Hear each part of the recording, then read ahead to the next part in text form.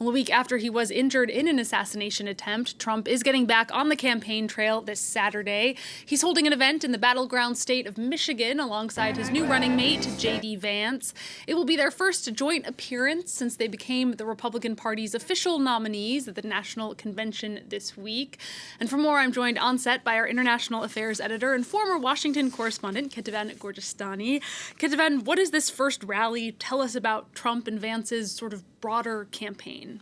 Well, it's really the latest sign that the Trump campaign is really focusing on what is called the Rust Belt. And you said that Michigan was a battleground state, and that is the number one sign of that focus. It is a very critical state, and it is one that usually has been won in the last two elections by very few votes. In 2016, Donald Trump had won Michigan by just 10,000 votes, and Joe Biden managed to flip it back to the Democrats in 2020 with about 150,000 votes. So the state of Michigan is very important. The fact that J.D. Vance was picked as Donald Trump's vice president is also a sign of that attempt to appeal more to the Rust Belt, to blue-collar workers, because he himself has that blue-collar background, and it is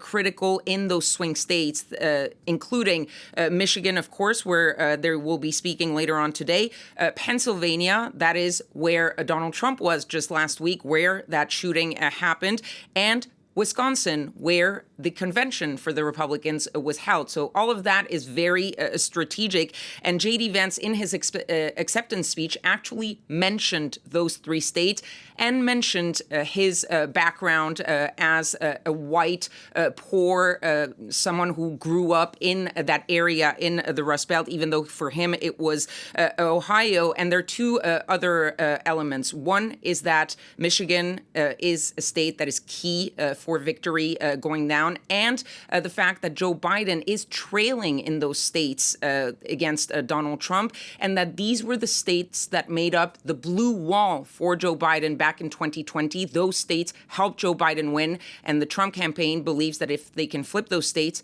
they will win the White House. And speaking of Joe Biden, Democrats, meanwhile, are still somewhat in crisis over whether or not he is going to remain the candidate. What's the latest that we're hearing from them?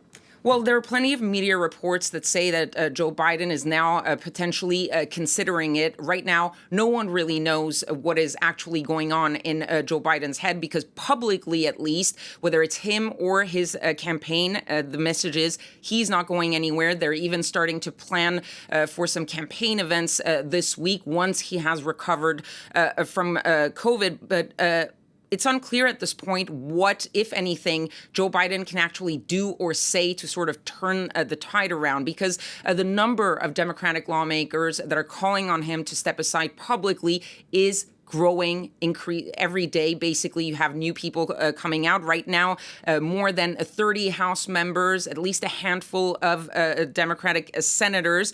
There are those, for example, in swing districts like Hillary Scholten. She's the one who represents actually the district of Grand Rapids, Michigan. She came out publicly to call on him to step aside. There are also more prominent Democrats now coming out, people who are in much safer seats, like Representative Adam Schiff, who is also someone who is very close to Nancy Pelosi. And that gets me to another point, which is the reports, increasing reports that people like Nancy Pelosi, like Barack Obama, are speaking privately to the president, trying to get him to step aside. But that just increases the chaos in the Democratic Party, because those people who are calling on Joe Biden to step aside, they don't agree on what comes next. Some want Kamala Harris as the number one replacement for Joe Biden.